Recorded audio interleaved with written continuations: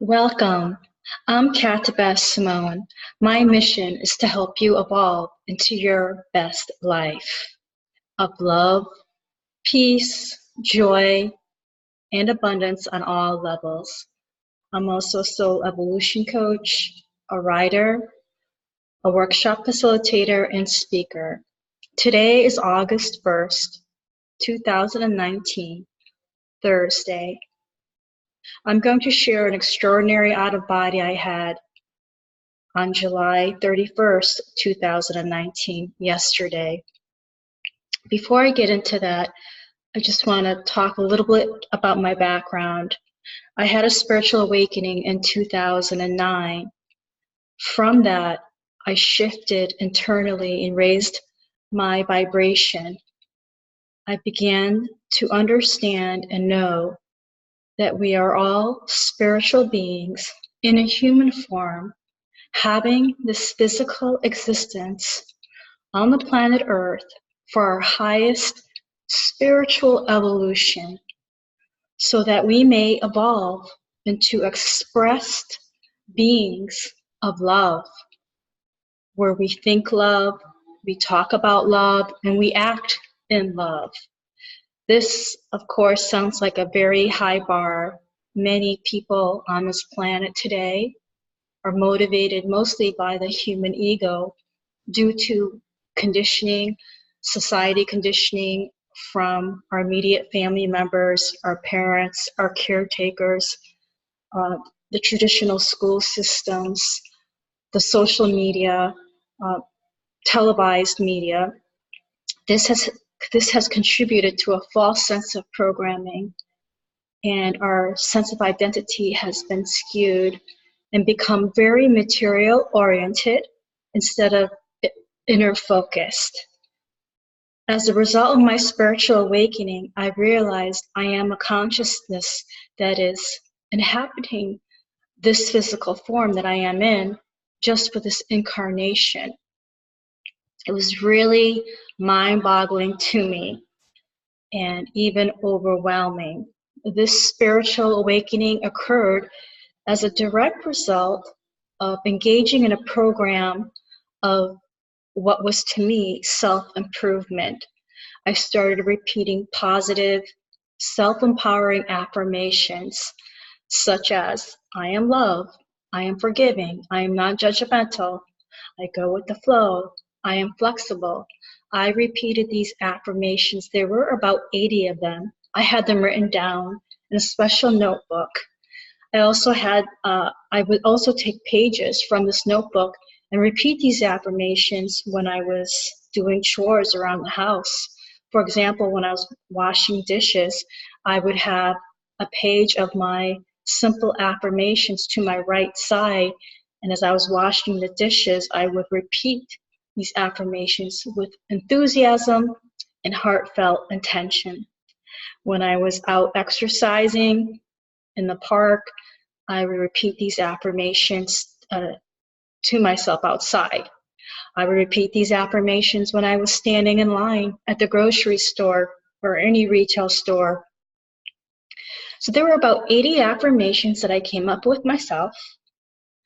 I used my intuition, even though at that time I didn't even really know what intuition was. I just had a superficial knowledge of it.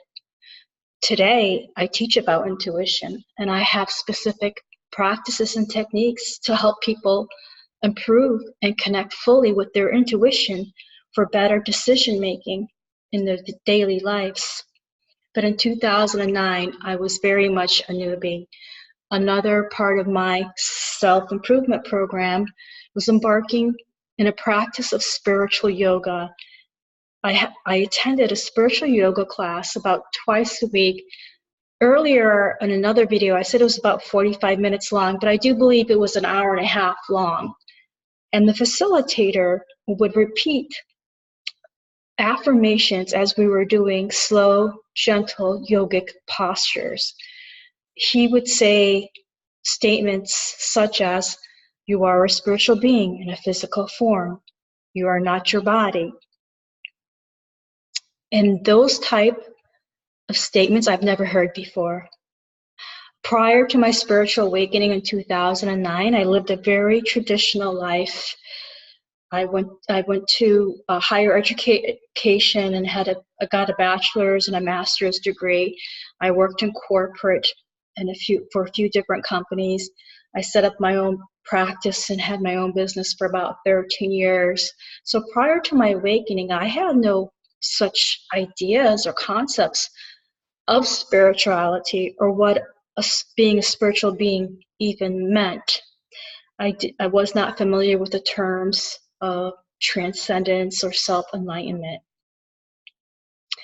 So this program of repeating positive affirmations with heartfelt intention over a period of about 3 months and engaging in spiritual yoga.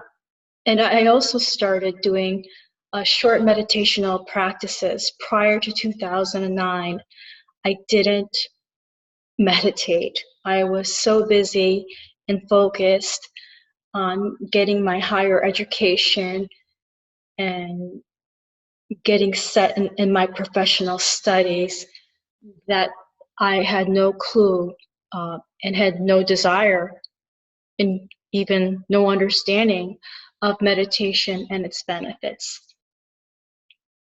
So over a period of 3 months, I shifted. As a result of this consciousness shift, I developed psychic senses. And we all have these psychic senses. I talk about this frequently, but those became activated, especially my higher psychic centers. I'm talking about the higher chakras. I'm not sure if you're familiar with the chakra system, but these are energetic centers that each human being has. And in general, there are 7 major chakras located along the midline of your body. Each one vibrates to a different frequency and are associated with different colors. As a result of my awakening, and I'm hearing expanded consciousness, my upper chakras became activated and let's say innervated. Your upper chakras are your heart chakra, located between on the center of your chest, that vibrates to the color green. Your throat chakra, located at the base of your throat, vibrates to the color blue. Your third eye chakra, located between your mid-eyebrow, it vibrates to the color indigo. And then your crown chakra, which is located a few inches above your head, and that vibrates to the color white. There's different schools of thought. There are some schools of thought that say your crown chakra also vibrates to the color violet. As a result of my awakening, these upper chakras became activated, and I'm hearing telepathically stimulated. And so my third eye really opened. These chakras are located in different dimensional frequencies, and they vibrate at high rates. This is why many human beings are not able to see their own chakras or chakras in other people. Some clairvoyants do have this ability, an advanced type of sight. I personally am not able to see people's chakras. I've seen energetic structures in some of my out-of-body experiences, but to date, I don't clairvoyantly see people's chakras. However, from time to time, if I tune into a person, I may be able to sense if one of their chakras is misaligned, not located in the midline of their body, or if it's inactive or overactive. So these upper chakras became activated during my spiritual awakening. And as I'm sharing this with you, I just heard a high-pitched sound of my left ear. And that is a psychic sense of clairaudience. When you hear noises, notes, music, tones, words, sentences that no one else can hear. And that's also a form of telepathy. I can at times receive missives or telepathic information in my mind, in my own thought voice. And I immediately recognize this as telepathy because I have trained myself over the past 9 years to quiet my mind and to have less thoughts in my mind. As a result of that, In the pauses between my thoughts, I now recognize that I am receiving telepathy from beings in other dimensional realities. At times, these telepathic missives may also be coming from my higher self, which is another level of my consciousness. We have many levels of our consciousness, and the higher self is your divine aspect. It is the highest level of yourself. I'm hearing it is all-knowing, an omniscient. Many people, because of their base inner vibration, which is a product of their daily thoughts, words, actions, belief systems, and even their energetic imprint that they were born with, are not directly connected to the higher self. Your higher self communicates to you through your intuition. That's why it is important to develop a connection with your intuition.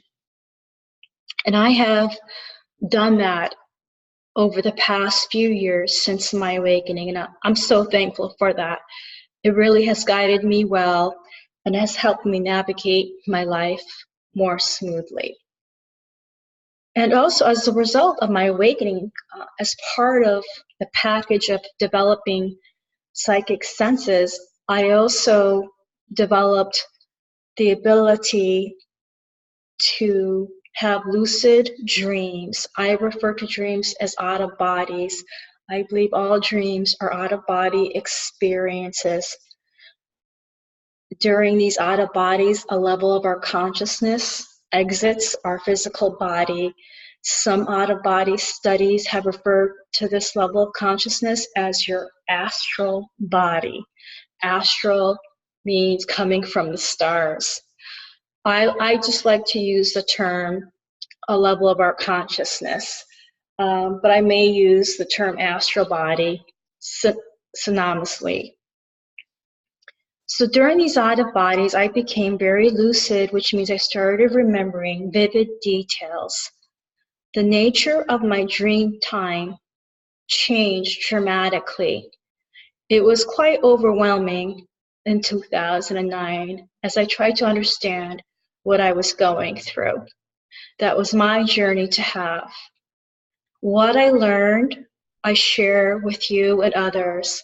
I heard telepathically that I meant to share what I learned and how I learned it as my service to my fellow brother and sister.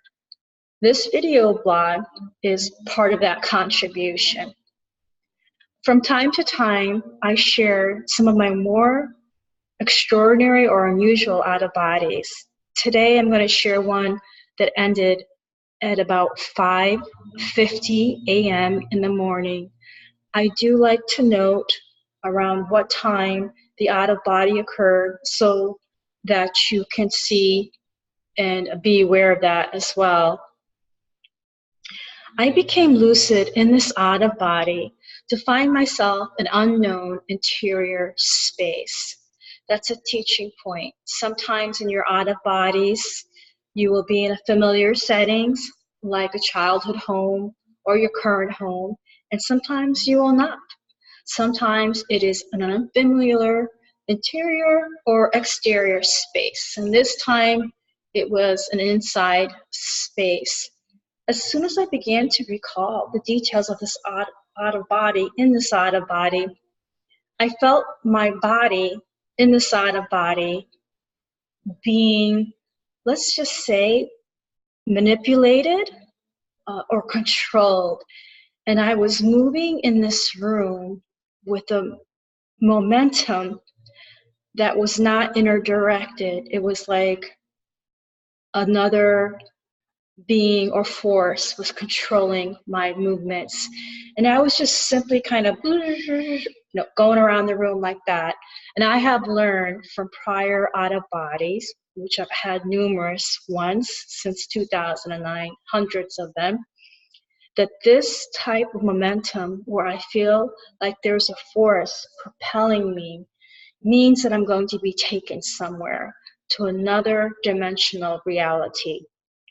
Again, I'm having this out-of-body in my bed when I am sleeping. That's when most of my out of bodies occur. Sometimes they do occur when I'm in deep meditation, but this one occurred during my sleep state. In this out of body, I know that I'm going to be having another dimensional adventure because I've learned to recognize the signs.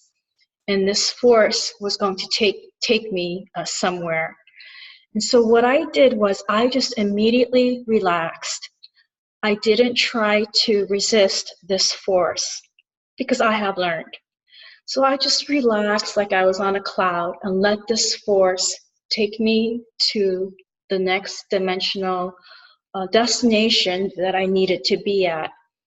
I have heard many times over the past few years that my spirit is the navigator and my spirit determines the destination point of my out of bodies.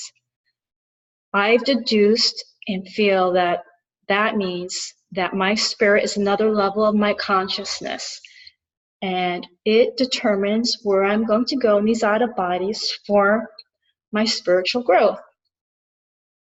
This is why I've learned just to relax and not resist when I feel this force directing my movements.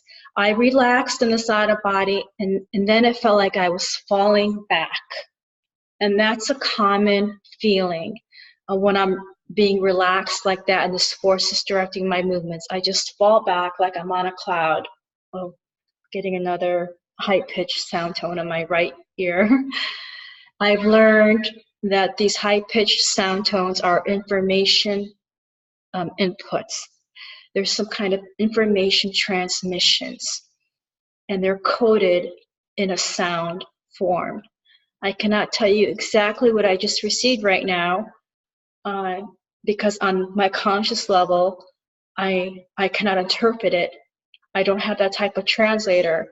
But I've learned that when I do these videos, I do receive these sound tonings. The earlier one that I received at the beginning of this video was in my left ear, and this one is in my right ear. And these last for a few seconds. Again, this is a form of clairaudience. Many people who are awakening in this new astrological age of Aquarius we are do experience high-pitched sound tones in one ear or both ears. I usually take that as validation that what I'm doing or sharing is valid, and it's sort of a recognition of that's good. It's good that I'm sharing this information with the public, to the community for their learning and growth. It's a very altruistic reason why I do these type of informational video blogs.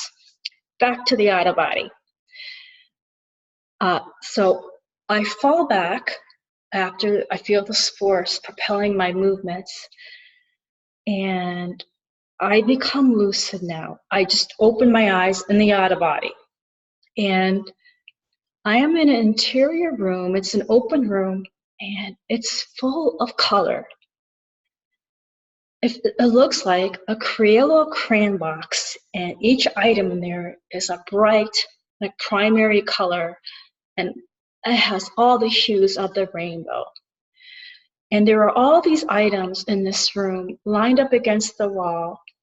They look like colorful balloons wrapped up in shapes.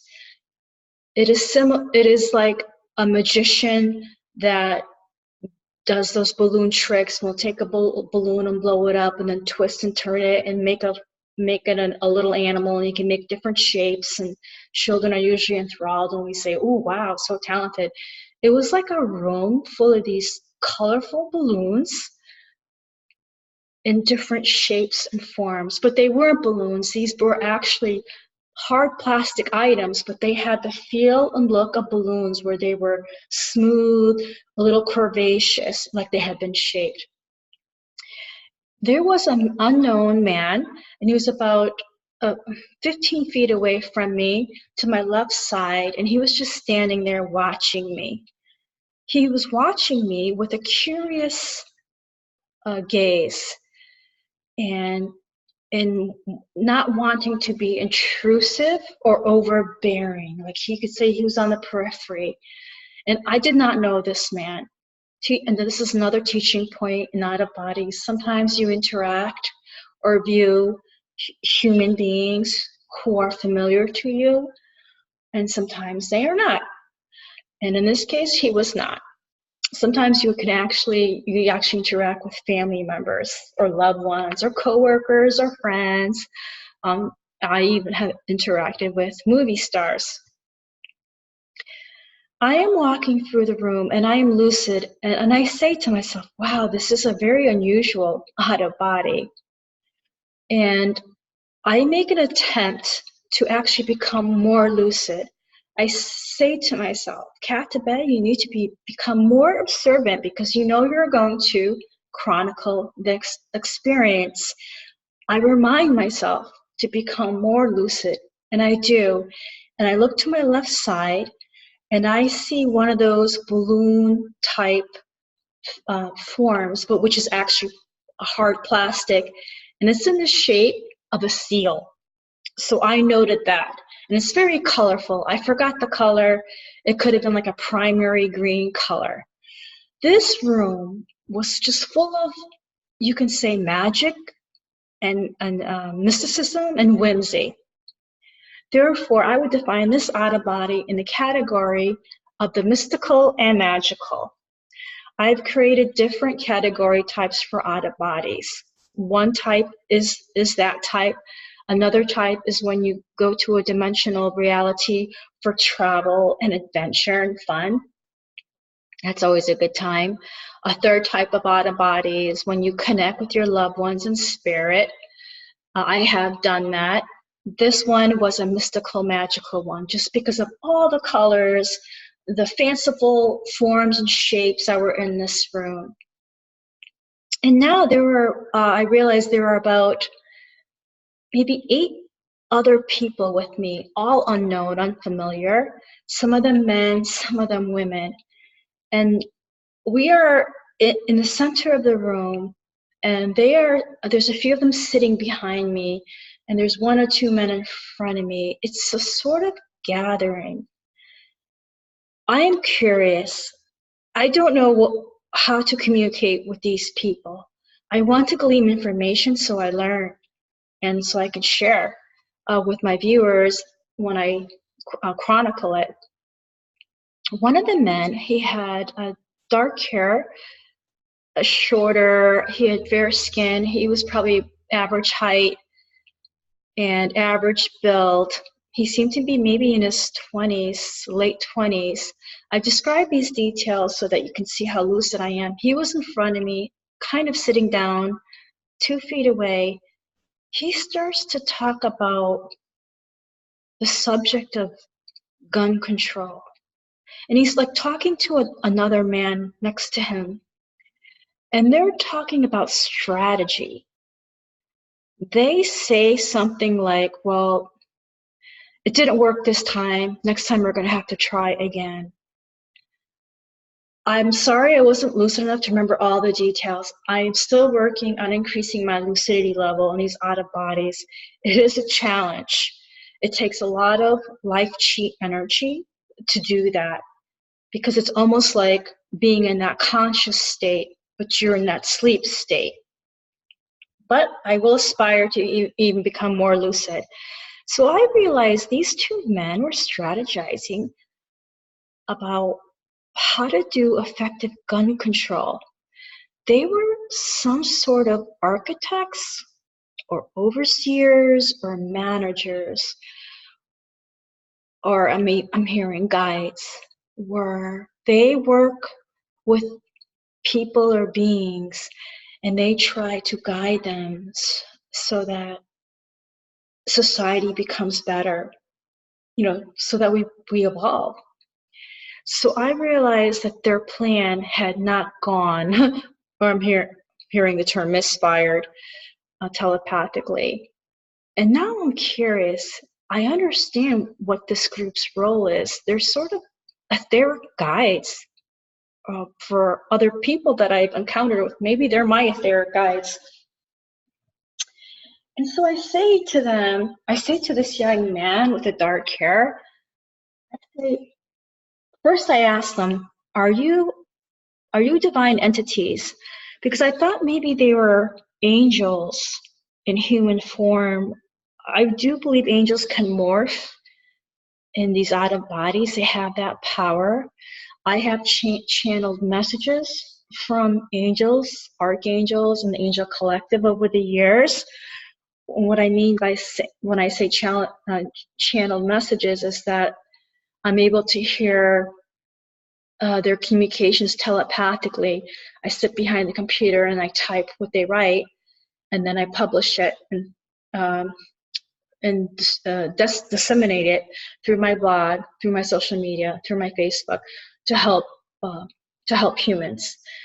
They're usually very inspirational, high-level messages. So I am slightly familiar with the angelic realm. I've had communications with them, and I'm able to hear them telepathically from time to time. I just saw an orb with my physical eye about 8 feet away in the room. And I do see orbs and light flashes daily with my physical eyes. That's a form of clairvoyance. And that was one of the psychic skills that developed when I had my spiritual awakening in April 2009. Again, that to me is validation that it's good that I'm sharing this information with you. Anyway, so I asked them if they're divine entities. I'm trying to understand their function, this group's function, this group of people that are in this room that I don't know consciously. And the young woman, slender, looks like she could be in her mid-20s, with lighter hair. She goes, no, we're not that. And now I'm playing detective, and I say to the group, oh, are you some sort of like technical team? Like you're in charge of technical matters? I really should have phrased it better, but again, I'm not that lucid. Pretty good lucidity, but not perfect. And I asked them if because I thought that this gun control was like a technical matter. And so I categorized it as that. So I asked them, are you like technical group? Where you supervise and advise on technical matters? And there was like a laughter. There was light laughter in the group. I think they're finding me hilarious. I think they know I'm an astral traveler or a projector. That's another term used for people who have out of bodies. And they know that they can't reveal too much to me because it is my journey to learn on my own and not be spoon-fed. I've gotten that many times with out of bodies. So they're just letting me figure it out. And so I hear light laughter. They're finding it funny that I consider them the technical team. It's not me laughter. And so the young man in his 20s with the dark hair says to me, I guess you can say we're like the technical team. He doesn't volunteer any information. He could have helped me out. He could have said, we are this. We are a high-level group of advanced beings, and this is what we do. We keep our eyes on humanity. We watch over them, and then we try to guide them in the highest way. He didn't say anything like that. It would have been helpful, dude. It would have been helpful. Sometimes having out of bodies can be frustrating. And so I'm thinking to myself, I don't think I peg their right function. It's close. I can tell by the way they're laughing, by the way he responded and said, yeah, you can say we're that. Now I'm walking into another part of the room. We were in a larger room, and there's these little rooms off of it. And again, all those plastic, colorful forms that look like a balloon-shaped animals are still there. And I go into this little room, and there's this little robot. It's about 1.5 feet tall, and it looks very mechanical. You can kind of see its gears and its mechanical structures. It's not a smooth, aerodynamic robot like on Star Wars, like that gold robot. And it has a little square head, but you can kind of see the gears and wheels in it. And he does have 2 eyes. And this little robot has a tray. And he's kind of in front of me. And this robotic arm comes down, from my right side, and it looks like an arm that can squirt or eject materials, and it's squirting and ejecting little dessert treats onto the tray that's in front of this robot. It squirts out a little pink dollop of what looks like pink whipped cream, and then it squirts out another pastel colored, and it's another little dessert. So I realized this robotic arm is making a tray, you can say little finger type desserts. It's funny. And so I think what I do, I'm not that surprised in the out of body, and I just kind of take my hands and I'm sorry to say, I just kind of eat some of these sweet treats. Now, teaching point for me, when I have these unusually lucid out of bodies, a few times I become lucid to find myself with gatherings where there's a banquet and there's food on the table, there's all kinds of desserts, there's samplers, and the universe knows I like desserts. I have a sweet tooth, and they know that I love to have a bite of this, a bite of that, try the vanilla, try the chocolate, try the fruit dessert. I love to sample the sweets like that. And my family members know that about me too. So in some of these out of bodies, they'll actually give me that. And I do feel like it's a sort of reward or validation, a sort of celebration. And so this is the first time it's been done so creatively, where it was done, these desserts, hors d'oeuvre type desserts were squirted out by a robotic arm. That's really funny. I appreciate that. It was fun for me. I really knew I was in a fun, mystical, dimensional realm. Another teaching point is, in these out of bodies, there's different technologies that we don't have on the planet Earth currently. This is why it is very exciting sometimes to view and observe the technology adaptations they have made in other dimensional realities. And in this one, it was a robotic arm that could make these small miniature dessert treats. So that was the unusual technology I view. In addition, there was a mini robot, a foot and a half long there, who was standing there with the tray for the robotic arm to squirt the miniature desserts onto. So it really was that was a really fun aspect of this out of body. Really enjoy that.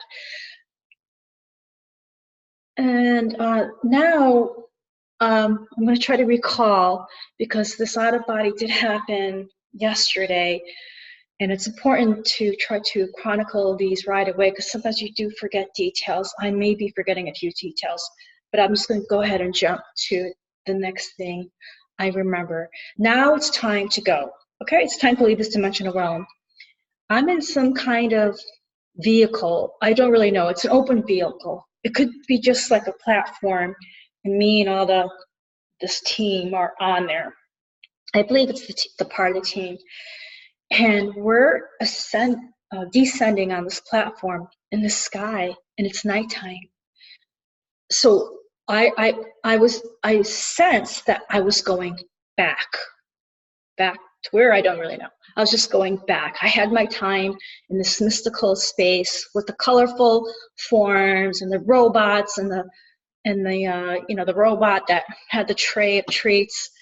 Now it's time for me to go back. And so I'm on this huge platform. It could have been 20 feet by 20 feet with other people that I don't know. And it's slowly descending in the sky.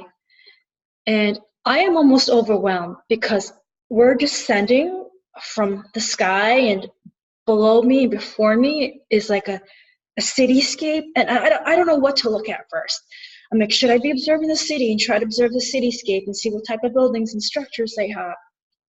I was overwhelmed because everything was brand new to me, and I'm overstimulated. So I was trying to look at the city before me to take note.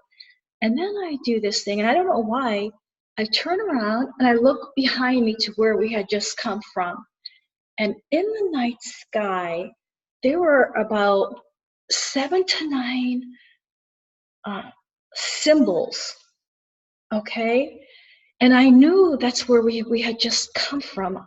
I don't know how I knew this, but these symbols were lit up like they had backlight on them. One of the symbols was a lamp, like a lamp from Aladdin and a lamp, like a magical lamp that you rub to make a wish. And that's the only symbol I could clearly see. The other symbols were also very whimsical or mystical. Again, going back to this category type that this was a mystical, magical out of body. And the way these 7 or so symbols were laid out in the sky, they were on a diagonal. Let's say like this. And these symbols, each one had was lined up like this. There's like 7 or 9 of them, and they had some space between each one, and they were very bright in the sky. And I was so amazed by that. I said, wow, what place did I just come from? You know, this was a very unusual, mystical place. And there's another woman next to me. She's a young woman. She could have been in her late 20s, and she has dark hair. And she says to me, and she wasn't the same woman, I don't believe, in the other room that was in that other room, but she could have been, because I didn't know every single being that was in that gathering. And she says to me, look, you gotta look ahead. You gotta look ahead before you miss it. So instead of looking up behind me, up to the sky, where the symbols were, I turned my gaze, and this platform that we are on is getting lower and lower, and it's getting ready to land. And now we're getting really close to the buildings in the city. And there's this one building, and it's just normal size, and it has a door, and it has these 2 big windows on the side of it. And she's wanting me to look inside the windows. She wants me to see that as we're doing our landing. It's very important, and that's a teaching point. Usually I'm on my own. No one tells me where to look, where to go, because they just let me bumble along, try to find my way. And that she took the time and expressed the words to say, look, you must look now before you miss it. I knew it was very, very important, because I rarely get that type of direction in out of bodies. But I do appreciate it when I get it, because usually I have no idea what to do next, where to look next, who to talk to next, what I should say. How should I say it? Should I ask this question? Should I ask that question? I call myself the astral bumbler, okay? But that's my journey to have. And so she's wanting me to look inside this building, and I could see, and I knew that I was inside that building. There was 2 different aspects of me, and I knew then what had happened. There was another level of me inside that building, and there was another level of me that was on that platform. I realized that my consciousness had left the astral body that was in that building to have this mystical adventure. On top of that, if you really look at this, I'm actually sleeping in my bed on Earth, having this experience. This is almost like dreams within dreams within dreams. It's very complex. It's a complex setup. Then I realized what happened. I realized that I was in that building, and that I was trance channeling for a group of people. I was giving some sort of group session to a group of human beings in that dimensional realm in this building, and I was in full-blown trance. And because I was in full-blown trance, my consciousness had exited to this mystical place where I was safe, had adventure, had great time, had play. And then I'm coming back because my trance time is over in this building where I am giving this group channeling session. And I know this sounds so confusing. I'm going to try to piece this together for you. Hopefully it will make sense. So I told you earlier that I'm able to receive telepathic information, and that I have channeled the archangels and the angelic realm. To date, I have channeled over 50 different light beings who exist in other dimensional realms, and I have shared their inspirational, sometimes technical messages, you know, through the modalities that my blog, my Facebook, etc.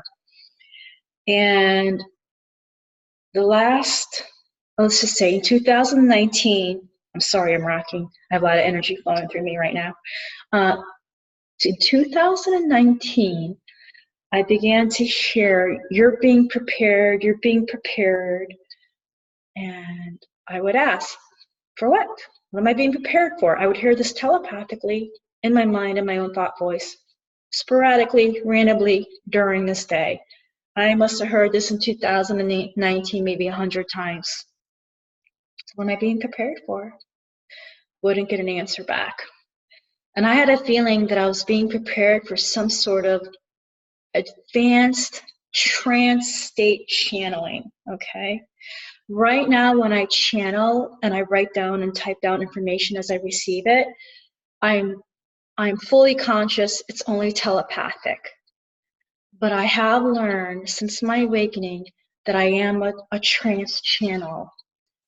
And I said earlier I was a writer, but I'm actually an author. In 2015, September 2015, I published an ebook with Aristotle, the famous philosopher, in spirit.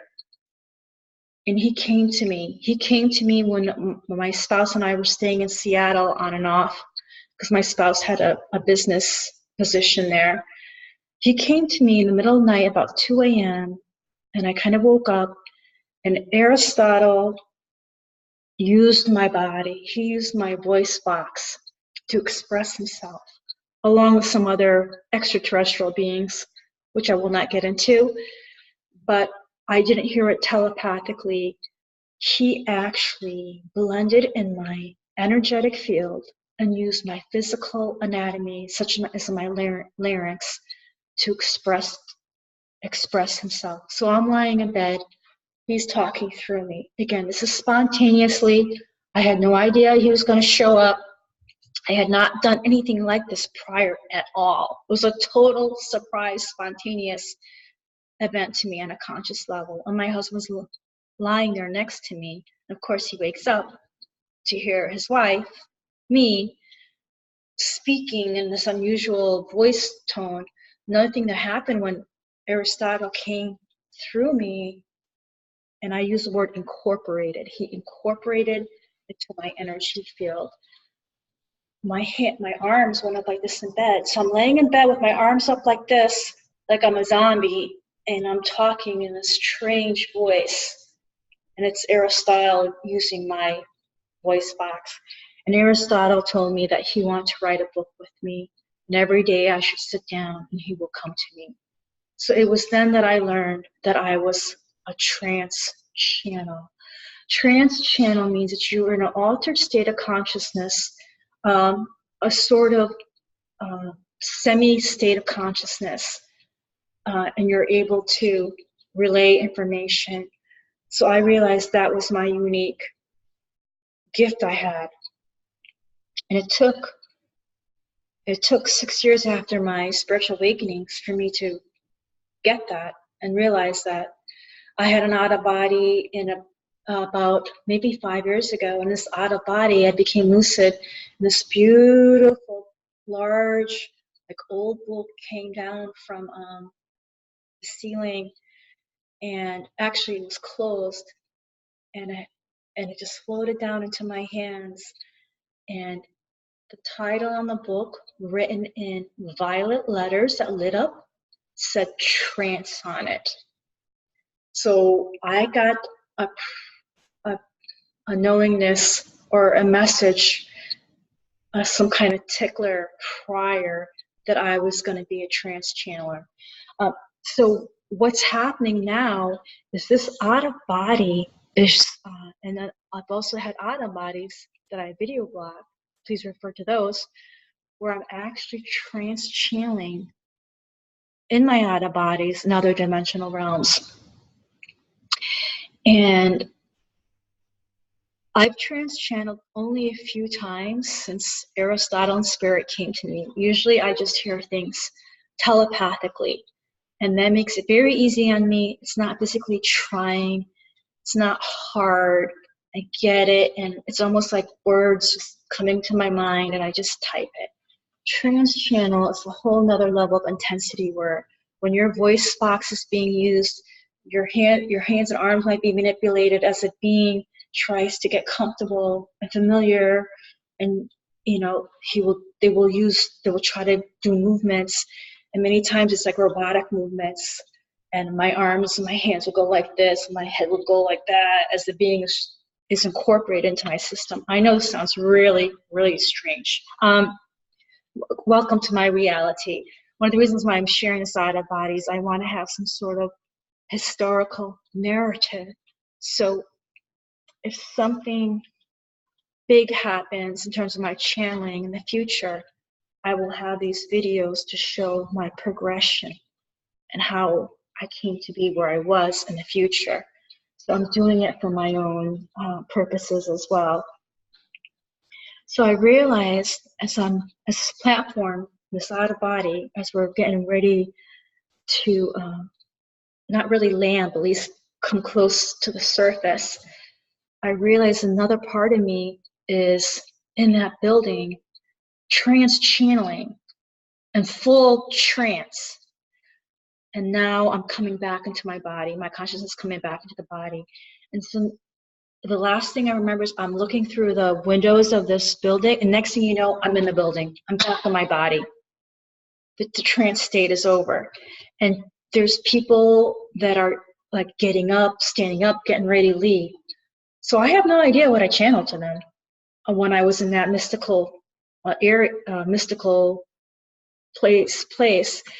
It's not clear to me. I wish I had a transcript of when I was having this adventure in the mystical land. What was the other part of me channeling? What being was I channeling? These are the questions. Hopefully in the future it'll be clear.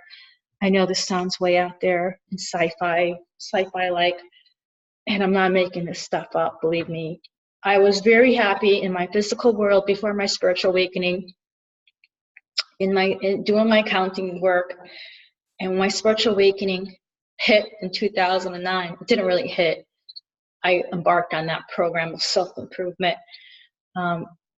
It rocked my world, and I never ever thought I'd be talking on such esoteric fantasy type subjects. Anyway, I hope that's helpful to you. I hope you understand the nature of mystical out of bodies. I also hope you understand a little bit more about some psychic senses and what spiritual awakening is. I hope you understand a little bit more about channeling, the different forms it comes in. I do it telepathically and also through trance. Oh, I'm being reminded. There's another important teaching about the power of your consciousness. I'll get it down tone in my right ear. The power of your consciousness and how we can exit, how we can maneuver, how it can go from one, from inhabiting the physical body to a whole nother state. So that is the teaching of our multidimensional nature, that we are multidimensional. We exist on different dimensional realities. I just shared how I went to this dimension, and then I saw my other part of myself in the house.